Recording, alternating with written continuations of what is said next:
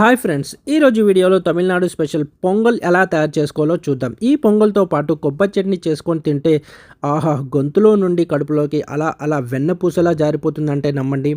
ఇప్పుడు ఈ పొంగల్ ఎలా తయారు చేసుకోవాలో చూద్దాం. ముందుగా ఒక కడాయి తీసుకొని అందులోకి అరకప్పు పెసరపప్పు తీసుకొని దోరగా వేయించుకోండి. దోరగా అంటే కాస్త ఎర్రబడే వరకు వేయించుకొని పక్కన పెట్టేసుకోండి. తర్వాత ఒక గిన్నె తీసుకొని అందులోకి ఒక కప్పు పచ్చి బియ్యాన్ని తీసుకోండి.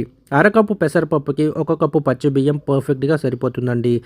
దీన్ని శుభ్రం చేసుకున్న తర్వాత ముందుగా 4 కప్పుల వాటర్ని అయితే యాడ్ చేసుకోండి. మధ్యలో అవసరమైనప్పుడు ఇంకొన్ని వాటర్ యాడ్ చేసుకోవాల్సి ఉంటుంది. ముందుగా అయితే ఒక 10 మినిట్స్ ఉడికించుకోండి.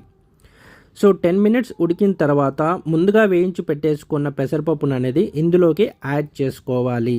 తర్వాత మళ్ళీ ఒకసారి మూత పెట్టేసుకొని ఒక 10 to 15 మినిట్స్ అలాగే వదిలేయాలండి.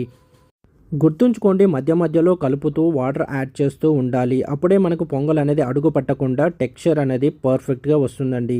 తరువాత ఇందులోకి ఒక అరకప్పు నెయ్యినైతే యాడ్ చేసుకోండి. నెయ్యి కంపల్సరీగా యాడ్ చేసుకోవాలండి. అప్పుడే మనకు టేస్ట్ అనేది చాలా బాగుంటుంది.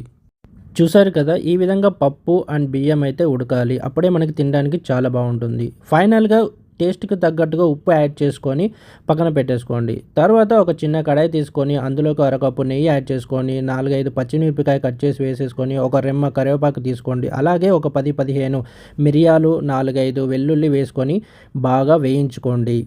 ఇవి మనము పొంగల్లోకి పోపుగా వాడుకోవాలి. అప్పుడే మనకు కారము, మిరియాల ఘాటు అనేది తగిలి తినేటప్పుడు చాలా బాగుంటుంది.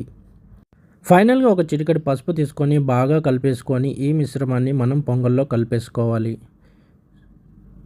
ఈ విధంగా బాగా పొంగల్లో కలిసేలాగా కలిపేసుకోండి. తర్వాత మళ్ళీ కడాయి తీసుకొని అందులోకి కొద్దిగా నెయ్యి తీసుకొని ఒక గుప్పెడు జీడిపప్పునైతే తీసుకొని బాగా వేయించుకోండి. ఇవి పొంగల్ తినేటప్పుడు పంట కింద తగిలి మరింత రుచికరంగా ఉంటాయి. సో చూసారు కదా, మనకు పొంగల్ అయితే రెడీ అయిపోయిందండి. సింపుల్ ప్రాసెస్, కాకపోతే కొంచెం ఓపికతో శ్రద్ధతో చేయాలండి. అప్పుడే మనకు టేస్టీగా వస్తుంది.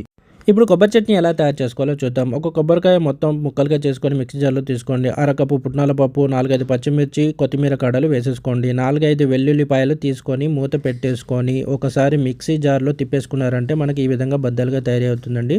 తర్వాత కొద్దిగా వాటర్ యాడ్ చేసి టేస్ట్కి తగ్గట్టుగా ఉప్పు యాడ్ చేసి మళ్ళీ ఒక 4-5 సార్లు తిప్పామంటే మనకు చట్నీ అనేది రెడీ అయిపోతుందండి. ఈ విధంగా చట్నీ అనేది మెత్తగా రుబ్బుకోవాలండి. అప్పుడే పొంగల్లోకి తినడానికి చాలా బాగుంటుంది. ఇప్పుడు మనం ఈ చట్నీకి పోపు పెట్టుకుందాం. 2 స్పూన్లు ఆయిల్ తీసుకొని అందులోకి జీలకర్ర, ఆవాలు, కరివేపాకు, 4 ఎండుమిర్చి తీసుకొని బాగా వేయించేసుకొని చట్నీలో కలిపేసుకోవడమేనండి, అంతే. సో ఈ విధంగా మనకు చట్నీ పోపు అనేది రెడీ అయిపోయింది. ఈ పోపు చట్నీలో కలిపేసుకొని మనం పక్కన పెట్టేసుకుందాము. సో చూసారు కదా, పొంగల్ అండ్ కొబ్బరి చట్నీ కాంబినేషన్ అయితే చాలా బాగుంటుందండి. తింటే మాత్రం చెప్పాను కదా, వెన్నపూసలాగా అలా కడుపులోకి జారిపోతుంది. మీరు కూడా ఒకసారి ఈ రెసిపీని ట్రై చేయండి. టేస్ట్ ఎలా ఉందో కమెంట్ చేయండి. ఈ వీడియో మీకు నచ్చినట్టయితే లైక్ చేయండి. అలాగే ఈ ఛానల్ని సబ్స్క్రైబ్ చేసుకోండి మరిన్ని వీడియోల కోసం.